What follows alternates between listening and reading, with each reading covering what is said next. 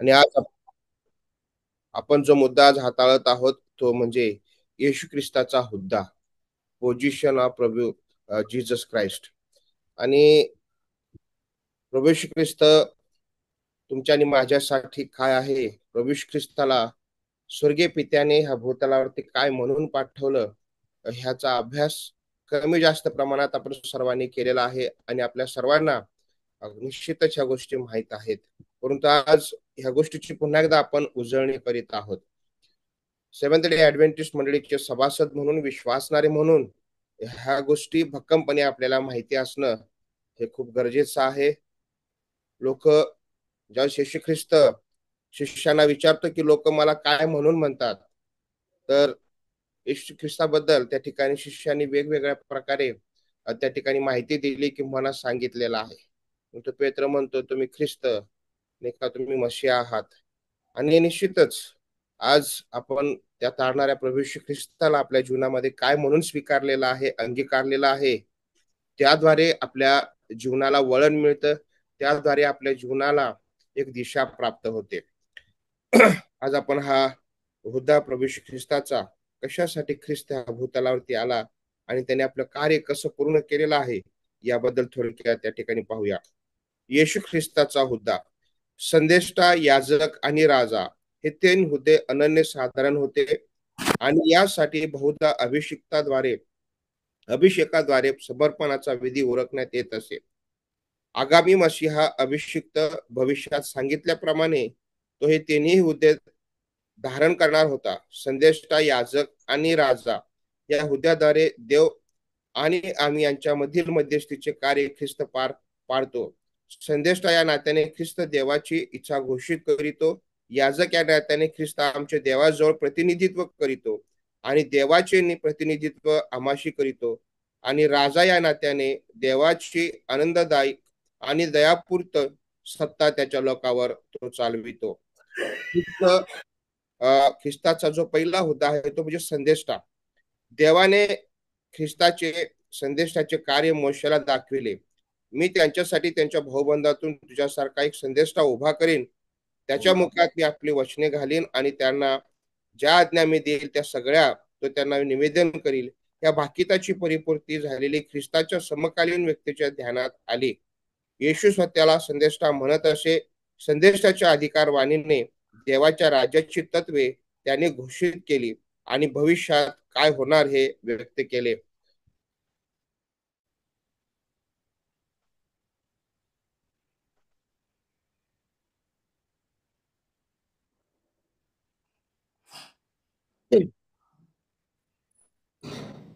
प्रवेश ख्रिस्ताचा पहिला जो हुद्दा आहे तो म्हणजे संदेष्टा. आणि आम्हाला माहित आहे की संदेष्टाचं काम काय आहे. संदेष्टा हा संदेश देतो. संदेष्टा हा भविष्यात ज्या गोष्टी होत आहेत, होणार आहेत, त्याबद्दल भाकित करतो. आणि सर्व भाकिते पवित्र आत्म्याच्या द्वारे, परमेश्वराच्या द्वारे त्याला सांगण्यात येतात, किंबहुना हे सर्व गुपित त्यांना उलगडण्यात येतं. जसं की आपण सेव्हन्थ डे ऍडव्हेंटिस्ट चर्चमध्ये मिसेस व्हाईट ह्या आपल्या संदेष्टे आहेत, हे आपण स्वीकारलेलं आहे. आणि त्यांचं लिखाण आपण अतिशय काळजीपूर्वक अभ्यास करतो, वाचतो आणि भविष्यात काय गोष्टी होणार आहेत, कशा प्रकारे भविष्यामध्ये मंडळीमध्ये गोष्टी घडतील, कशा प्रकारे देवाच्या राज्यामध्ये, देवाच्या कार्यामध्ये गोष्टी पुढे जातील, ह्या सर्व गोष्टी आपल्याला एल जी व्हाईट यांच्या लिखाणातून अतिशय स्पष्टपणे त्या ठिकाणी लक्षात येतात. संदेष्टा देव संकल्प निवेदक, दैवी शक्तीचे किंवा दैवी आत्म्याने प्रेरित होऊन देवाच्या लोकांना देवाचा संकल्प निवेदन करणारा व त्यांना भविष्य काळात घडणाऱ्या घटनांचे अगोदरच प्रगटीकरण करणारा सामान्य हिब्रू शब्द नबी, संदेशाची मूळ कल्पना जाहीर करणारा, घोषणा करणारा म्हणजेच जो भविष्यवादी आहे तो अशी आहे. संदेशाचा निर्देश करण्यासाठी रोई व होजी असे आणखीन 2 हिब्रू शब्द वापरण्यात येतात. या दोन्ही शब्दाचा अर्थ जो पाहतो तो म्हणजेच द्रष्टा असा आहे. याचा अर्थ की या ठिकाणी संदेष्टा म्हणून ज्यावेळेस एखाद्याची निवड होते, त्या व्यक्तीचं समाजासमोर बोलणं, समाजासमोर मांडणी करणं, समाजासमोर भविष्यातल्या गोष्टी, देवाच्या योजना प्रगट करणं, लोकांना सांगणं, हे अतिशय महत्वाचा असा कार्यभाग त्या ठिकाणी आहे. आणि प्रभू येशू ख्रिस्ताने सुद्धा आपल्या भूतलावरील सेवा कार्यामध्ये संदेशाचं कार्य त्या ठिकाणी केलेलं आहे. प्रभू येशू ख्रिस्ताने स्वतःविषयी भाकित केली, प्रभू येशू ख्रिस्ताने यरुशलेमेविषयी भाकित केली, प्रभू येशू ख्रिस्ताने येणाऱ्या दिवसांविषयी भाकित केली. ज्यावेळेस वधस्तंभ घेऊन प्रभू येशू ख्रिस्त चालत होता, ज्यावेळेस लोक रडत होते, अश्रू गाळत होते, त्यावेळेस प्रभू येशू ख्रिस्ताने सांगितलं, माझ्यासाठी नव्हे तर आपल्या लेकरांबाळासाठी रडा. आणि एवढंच नाही तर आपल्याला मत्ते 24 आणि 25 मध्ये सुद्धा प्रभू येशू ख्रिस्ताने बऱ्याच गोष्टी त्या ठिकाणी सांगितलेल्या आहेत, की पुढे काय होणार आहे.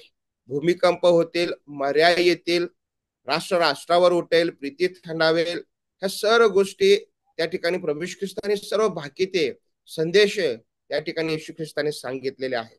विषय असा आहे की ख्रिस्त संदेष्टा म्हणून जी काही प्रभू येशू ख्रिस्ताने भाकित केली, ज्या लोकांनी ते गांभीर्याने घेतले, त्या लोकांचं निश्चितच त्या ठिकाणी तारण होणार आहे.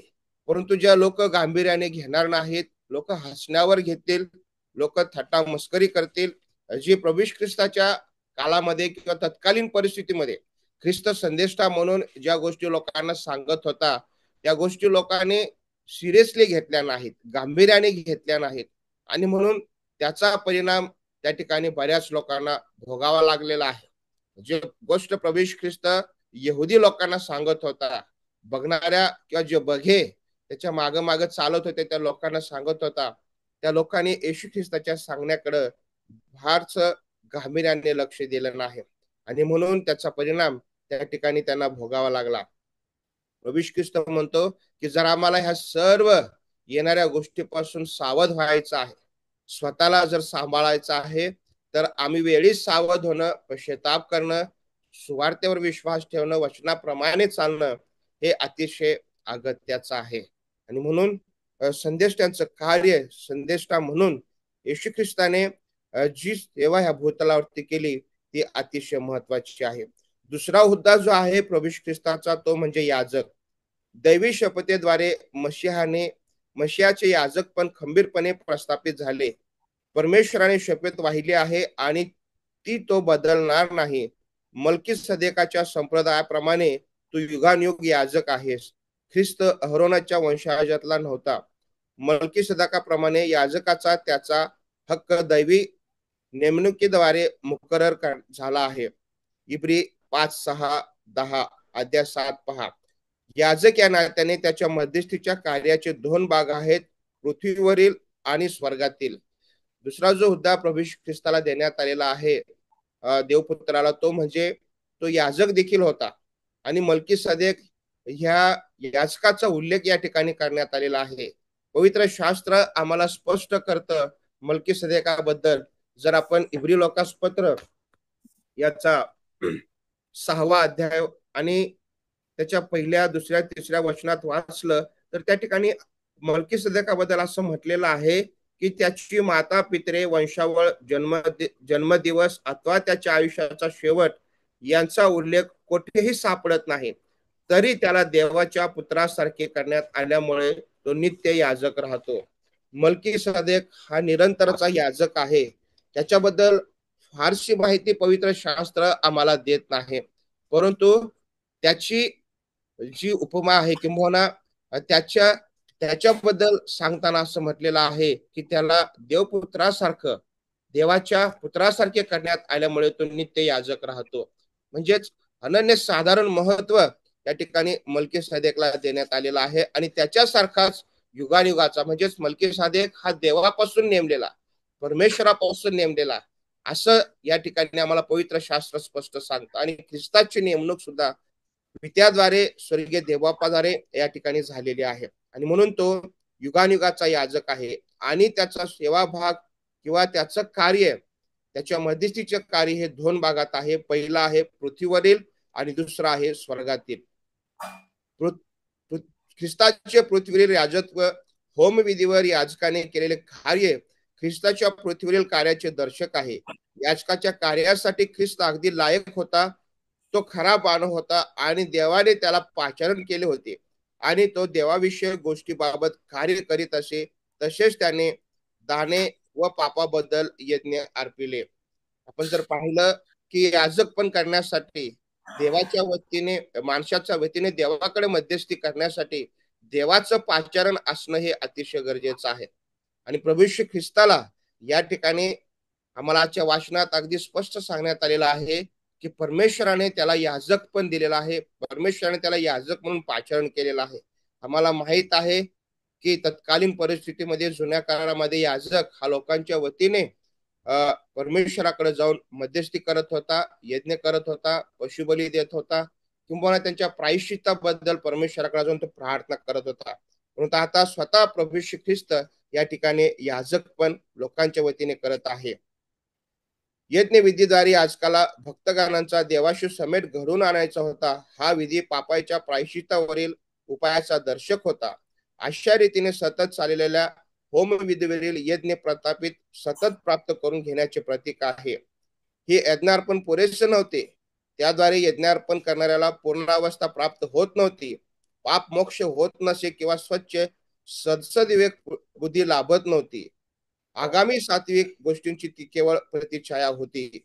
जुन्या काळात म्हटले आहे की पशु अर्पणाचे स्थान मशिहा स्वतः घेईल.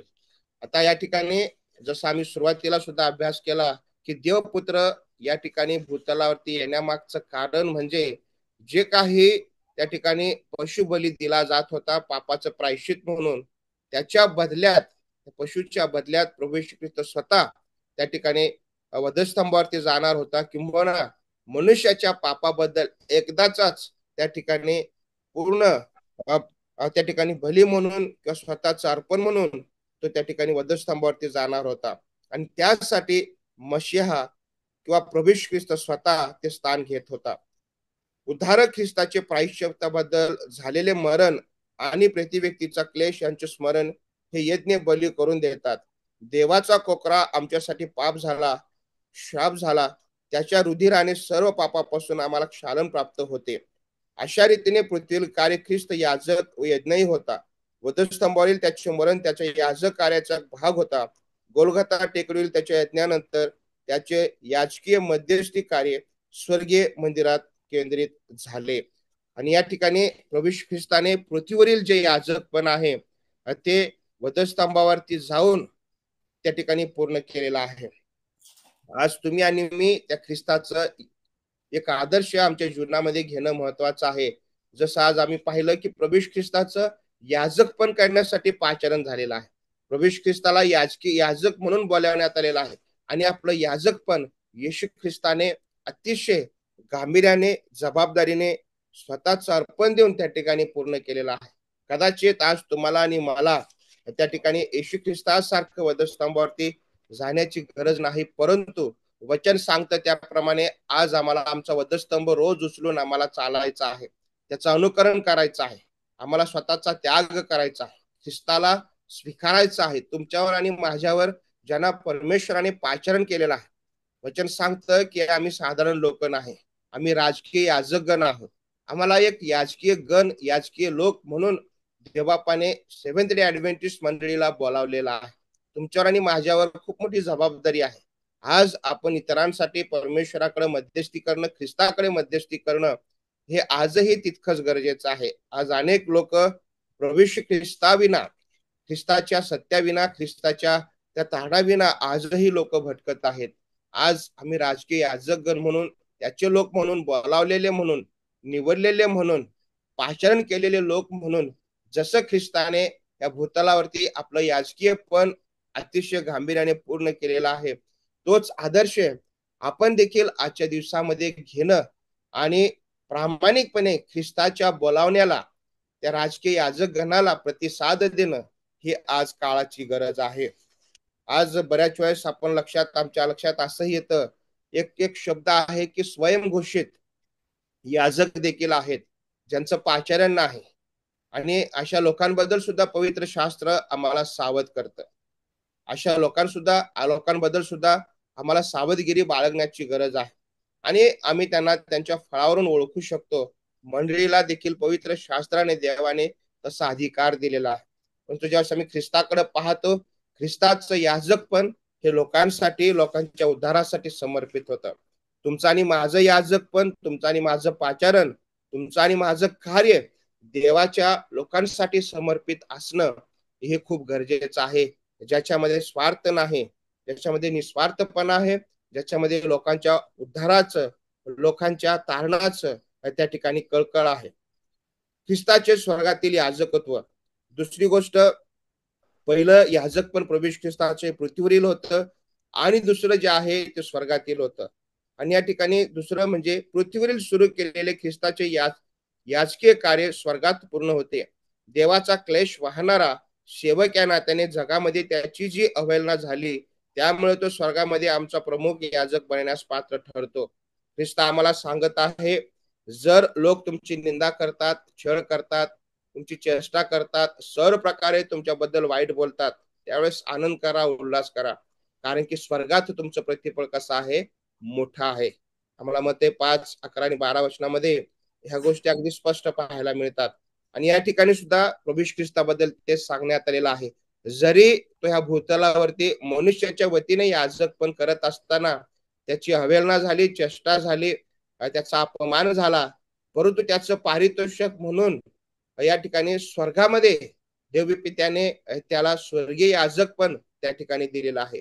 आजही ख्रिस्त स्वर्गामध्ये याजकीय पण करत आहे. आजही ख्रिस्त तुमच्या आणि माझ्याबद्दल परमेश्वराकडे, पित्याकडे आजही तो मध्यस्थी करत आहे, रदबदली करत आहे.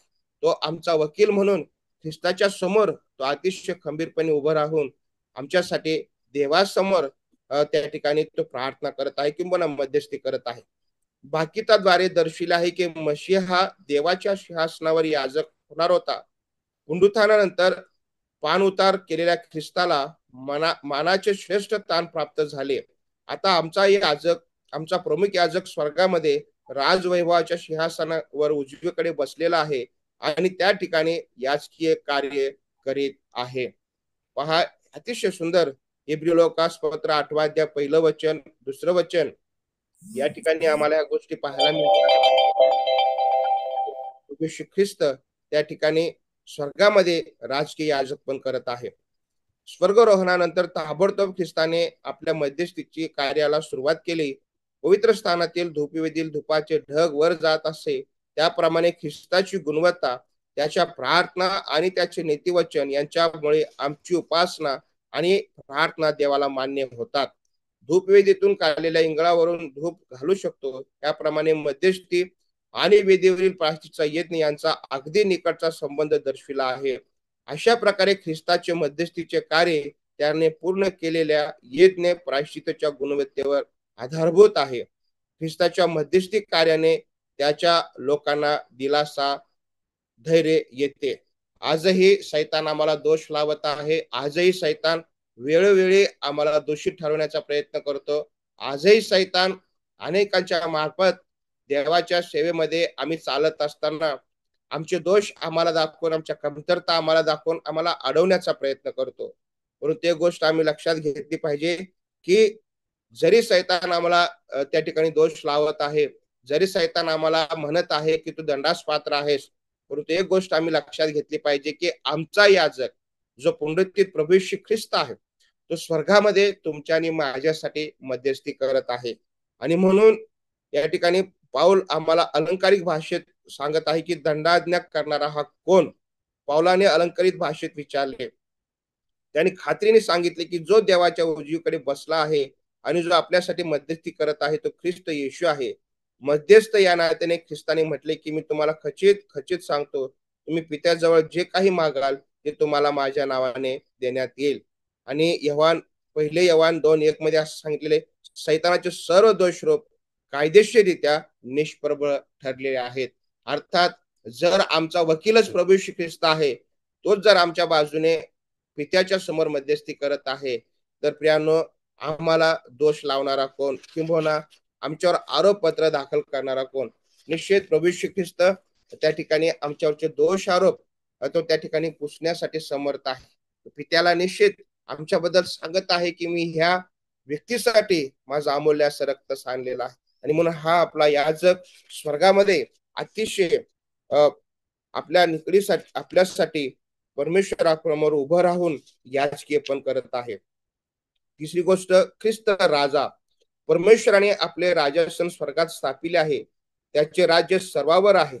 त्रैक्य देवातील एक व्यक्ती देवपुत्र स्वर्गीय कारभारात सहभागी आहे. हे स्वयंसिद्ध आहे.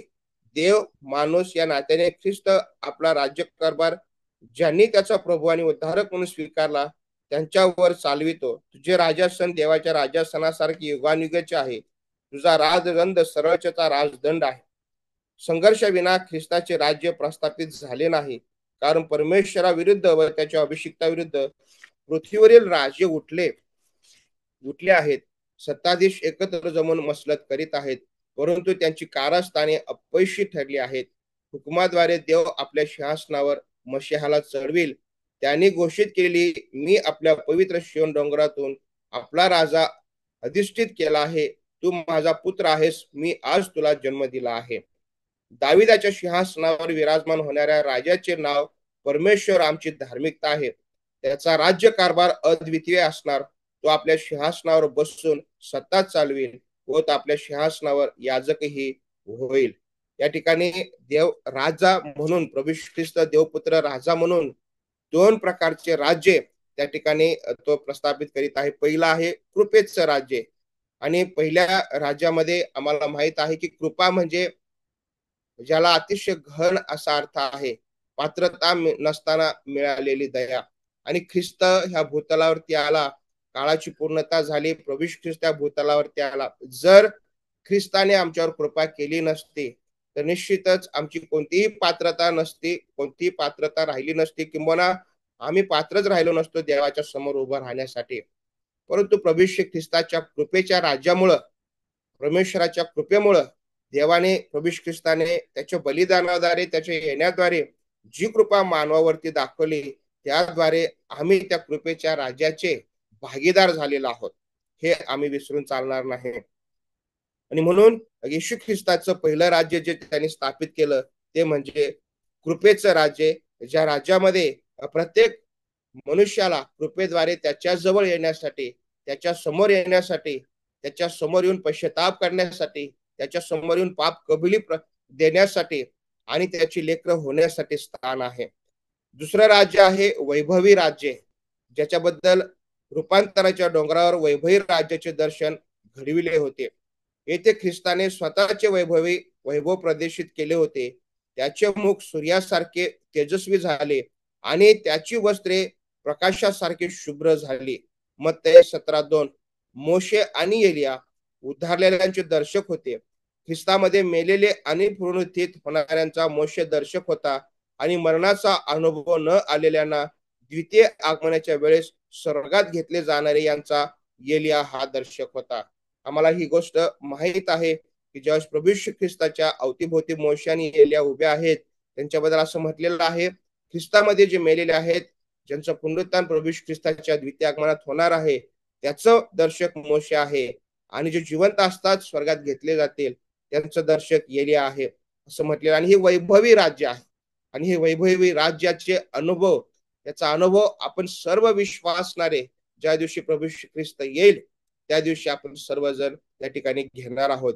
ख्रिस्ताच्या द्वितीय आगमनाच्या वेळी उद्भवणाऱ्या महाभयंकर घटनेद्वारे वैभवी राज्याची प्रतिष्ठापना होईल. न्यायाची समाप्ती झाल्यावर स्वर्गातील मानवपुत्राच्या मध्यस्थीचे काम संपल्यास एक पुराण पुरुष देव पिता त्यास प्रभुत्व, वैभव व राज्य देईल. राज्य, प्रभुत्व व संपूर्ण आकाशाखालील राज्यांचे वैभव ही परात्पर देवाची प्रजा, जे पवित्र जन यास देण्यात येईल. त्याचे राज्य सनातन आहे. सर्व सत्ताधीश त्याची सेवा करीतील, त्याचे अंकित होतील. आणि हे ज्यावेळेस वैभवी राज्य प्रभू ख्रिस्ताच्या द्वितीय आगमनानंतर स्थापित होईल, त्या ठिकाणी असं म्हटलेलं आहे की त्याचा अनुभव घेण्यासाठी, त्याचा उपभोग घेण्यासाठी त्याच्या विश्वासणाऱ्यांची निवड, जे आपण त्याच्यावर विश्वास ठेवण्या भूतलावरती विश्वासूपणाचं जीवन जगत आहोत, आम्हा सर्वांना त्या ठिकाणी संधी मिळणार आहे. 1000 वर्षाच्या शेवटी जेव्हा नवीन यरुशलेम स्वर्गातून खाली येईल, तेव्हा शेवटी ह्या पृथ्वीवर वैभवी राज्याची प्रतिष्ठापना होईल. आता हे वैभवी राज्य 1000 वर्ष संपल्यानंतर, त्याच्यानंतर ह्या वैभवी राज्याची प्रतिष्ठापना या ठिकाणी पृथ्वीवरती होईल असं म्हटलेलं आहे. ज्यावेळेस नवीन यरुशलेम स्वर्गातून उतरेल आणि त्याच्यानंतर युगानुगासाठी त्या ठिकाणी वैभवी राजाची प्रतिष्ठापना त्या ठिकाणी होणार आहे आणि देव स्वतः लोकांसोबत त्या ठिकाणी वस्ती करेल असं आम्हाला पवित्र शास्त्र सांगतं. आणि म्हणून त्या वैभवी राजाची प्रतिष्ठा, त्या वैभवी राजाची प्रतीक्षा, त्याची वाट आपण सर्वजण पाहत आहोत. आणि ही वाट पाहत असताना देवपुत्राने जे आदर्श तुमच्या आणि माझ्या समोर ठेवलेला आहे, प्रभू ख्रिस्ताने जे आदर्श तुमच्या आणि माझ्या समोर ठेवलेला आहे, जे आव्हान त्यांनी तुम्हाला आणि मला केलेलं आहे, की आम्ही त्याच्या बलिदानावरती विश्वास ठेवावा, आम्ही त्याच्या पुनरुत्थानावरती विश्वास ठेवावा, आम्ही त्याच्या द्वितीय आगमनावरती विश्वास ठेवावा, आम्ही त्याच्या न्याय समयावरती विश्वास ठेवावा, त्याच्या कृपेवरती आम्ही विश्वास ठेवावा, आणि जेणेकरून आम्हालाही या वैभवी राजाचे युगानिगाच्या जीवनाचे वाटेकरी होता येईल. उद्धारक म्हणून ख्रिस्ताचा स्वीकार केल्याने आम्ही त्याच्या कृपेच्या राज्याचे नागरिक आज बनू शकतो आणि त्याच्या द्वितीय आगमनासमयी त्याच्या वैभवी राज्याचे नागरिक होऊ शकतो. आमच्या पुढे अमर्यादित शक्यतेचे जीवन आहे. ख्रिस्ताने प्रदान केलेले जीवन अपयश आणि विखुरलेल्या आशा आणि स्वप्न यांनी भरलेला नसणार, तर ते प्रगतशील, विकसित आणि उद्धारकाच्या समावेश वाटचाल करणारे असणार. आम्हाला बायबल सांगतं की एकदा का आम्ही प्रभू ख्रिस्तामध्ये उन्नतीत झालो किंवा युगानुयुग जीवन जगण्यासाठी ज्यावेळेस ख्रिस्त आम्हाला निवडेल, त्या वैभव राज्यामध्ये ज्यावेळेस आमची निवड होईल, त्याच्यानंतर मरण नाही, शोक नाही, रडणे नाही, आजार नाहीत, व्याधी नाहीत, कोणत्याही प्रकारचे दुःख त्या ठिकाणी नसणार आहेत. प्रभू ख्रिस्त आपल्या डोळ्यांचे सर्व अश्रू त्या ठिकाणी पुसून टाकणार आहे. आणि म्हणून या ठिकाणी आम्हाला आजच्या लेखनामध्ये असं म्हटलेलं आहे, आम्हाला असं स्पष्ट सांगण्यात आलेलं आहे की ज्यावेळेस वैभवी राजाची प्रभू ख्रिस्त त्यावेळेस स्थापना करेल, त्यावेळेस या सर्व गोष्टी त्या ठिकाणी नसणार आहेत. ह्या जीवनात प्रीती, आनंद, शांती, सहनशीलता, ममता, चांगुलपणा, विश्वासूपणा, इंद्रियता, सौम्यता, इंद्रिय दमन या सद्गुणांचे अधिकाचे प्रदर्शन झालेले दिसेल. ख्रिस्ताच्या निकटच्या संबंधाची फळे आहेत आणि स्वजीवन वाहून देणाऱ्या सर्वांना तो हे प्रदान करीतो, अशी देणगी कोण नाकारेल. आणि म्हणून जर आज तुम्हाला आणि मला स्वर्गीय जीवनाचं वैभवी राजाचे जर नागरिक व्हायचं आहे, जर आम्हाला त्याचा अनुभव घ्यायचा आहे, तर आम्हाला ह्या देवपुत्राला ओळखणं, त्याच्यावर विश्वास ठेवून त्याच्या इच्छेप्रमाणे चालणं हे अतिशय अगत्याचं आहे. आजच्या हुद्द्यामध्ये आपण पाहिलं की तो एक संदेष्ट आहे, तो एक याजक आहे, तो एक राजा आहे. आणि आपण प्रभू येशू ख्रिस्ताला वाहणारे किंवा त्याच्या मार्गावर चालणारे त्याचे लेकर म्हणून आम्ही जीवन जगत असताना ह्या गोष्टीकडे आपण अतिशय बारकाईने पाहणं गरजेचं आहे. आणि आपण प्रार्थना केली पाहिजे देवबापाकडं, विनंती केली पाहिजे परमेश्वराला. आपल्याकडं स्पिरिट ऑफ प्रॉफेसी आहे, ज्याच्यामध्ये पवित्र शास्त्र आपल्याकडे आहे, ज्याच्याद्वारे भावी जीवनामध्ये, भावी युगामध्ये काय गोष्टी होणार आहेत, ह्या गोष्टी आम्हाला स्पष्ट सांगितलेल्या आहेत. म्हणून आपण जे कार्य येशू ख्रिस्ताने सुरू केलेलं आहे, ते आपल्या दैनंदिन जीवनामध्ये लोकांपर्यंत ते पोहोचण्याची जबाबदारी आज आपल्यावरती आहे. आपल्याला संदेष्टा होता आला पाहिजे, लोकांपर्यंत संदेश घेऊन जाता आला पाहिजे. आपल्याला याजक पण होता आलं पाहिजे, आपल्याला लोकांसाठी मध्यस्थी ख्रिस्ताकडे करता आली पाहिजे. आणि जे वैभवी राज्य प्रभू ख्रिस्ताचं आमच्यासाठी येणार आहे, त्याची माहिती लोकांना अतिशय खात्रीने आम्ही दिली पाहिजे. जर आम्हाला स्वतःलाच खात्री नाही की त्या वैभवी राज्यामध्ये माझी निवड होणार आहे, तर मी लोकांना काय सांगणार? मला जर ती शांती, प्रीती, ममताळूपणा, चांगुलपणा, इंद्रिय दमन, ह्या सर्व गोष्टी, विश्वासूपणा, ह्या जर मला माहित नाही, तर मी लोकांना काय सांगणार? म्हणून माझ्या दैनंदिन व्यवहारामध्ये ह्या गोष्टी असणं आणि त्या असण्याने माझ्या जीवनाला किती अनन्य साधारण महत्व प्राप्त होतं, हे गांभीर्याने लोकांना पटवून देणं हे अतिशय गरजेचं आहे. कारण की एक लक्षात घ्या की या सर्व गोष्टी आम्हाला स्वर्गाच्या राज्याचं प्रतिबिंब दाखवतात. आणि म्हणून आज आपण देवाची लेकरं म्हणून जो अभ्यास आपण आठवडाभरामध्ये केलेला आहे देवपुत्राबद्दल, हा अतिशय महत्वाचा अभ्यास आहे. जर आज आपण प्रभू येशू ख्रिस्ताला खरोखरच ओळखलेला आहे, तर तो ख्रिस्त फक्त सांगण्यात नव्हे तर आमच्या व्यवहारातून लोकांना दिसला पाहिजे. तो ख्रिस्त फक्त बोलण्यात नव्हे तर आमच्या आचारा विचारातून तो लोकांना दिसला पाहिजे. तो ख्रिस्त फक्त लिखाणात नव्हे तर आमच्या कृतीतून लोकांना दिसला पाहिजे. कारण की तो देवपुत्र आहे आणि त्याने आम्हाला आव्हान केलेलं आहे की आम्हीही त्याच्या सारखे होऊ शकतो किंवा स्वर्गाच्या राज्यामध्ये त्या स्वर्गीय पित्याच्या लेकरासारखं जीवन आम्हीही जगू शकतो. आणि माझा विश्वास आहे की आठवडाभरामध्ये जो अभ्यास देवपुत्राबद्दल, प्रभू ख्रिस्ताबद्दल, अर्थातच प्रभू ख्रिस्ताबद्दल आम्ही केलेला आहे, त्याद्वारे आज आम्ही आशीर्वादित झालेलो आहोत. निश्चित या देवपुत्राबद्दल आणखीन अधिक सखोल अभ्यास करून वैयक्तिक त्याचा अनुभव घेण्यासाठी आणि लोकांपर्यंत प्रभू ख्रिस्ताचा प्रचार, ख्रिस्ताचं सांगणं अधिक खंबीरपणे लोकांपर्यंत घेऊन जाण्यासाठी देवबाप तुम्हाला आणि मला विशेष सहाय्य करो, मार्गदर्शन करो, हीच माझी प्रभूच्यानी प्रार्थना आहे. ख्रिस्त लवकर येत आहे. आपण शांत बसून चालणार नाही. आपल्याला प्रभू ख्रिस्ताची सुवार्ता, या देवपुत्राची सुवार्ता लोकांना सांगणं हे अतिशय अगत्याचं आहे, गरजेचं आहे. यानं एक आव्हान मी तुम्हाला करू इच्छितो. लोक काय करत आहेत, कसं करत आहेत, यापेक्षा मी काय करत आहे, माझी जबाबदारी काय, माझं पाचारण आज कशासाठी आहे, मी कुठे आहे, कोणत्या प्रकारे मी माझ्या देवाला उंचवत आहे, कशा प्रकारे मी सुवार्ता लोकांपर्यंत घेऊन जात आहे, कशा प्रकारे मी देवपुत्र लोकांच्या समोर ठेवत आहे, याचा विचार गांभीर्याने करण्याची खूप गरज आहे.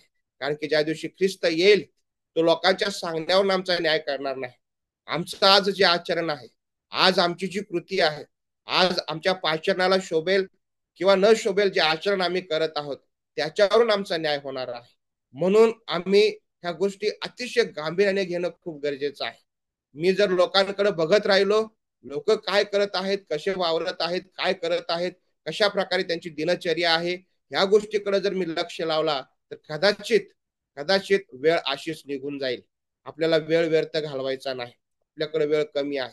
माहित नाही आपल्या आपल्या जीवनाचं काय होईल, परंतु जोपर्यंत माझ्या श्वासात श्वास आहे, एक गोष्ट मात्र आपण जबाबदारीने स्वीकारली पाहिजे, की मला जो देवपुत्र समजलेला आहे, मला जो ख्रिस्त समजलेला, माझा जो ख्रिस्त परत येत आहे, जो ख्रिस्त लवकर येत आहेत, जे चिन्ह मला सांगत आहेत, ज्या गोष्टी मला दिसत आहेत, त्या मी गांभीर्याने घेतल्या पाहिजेत.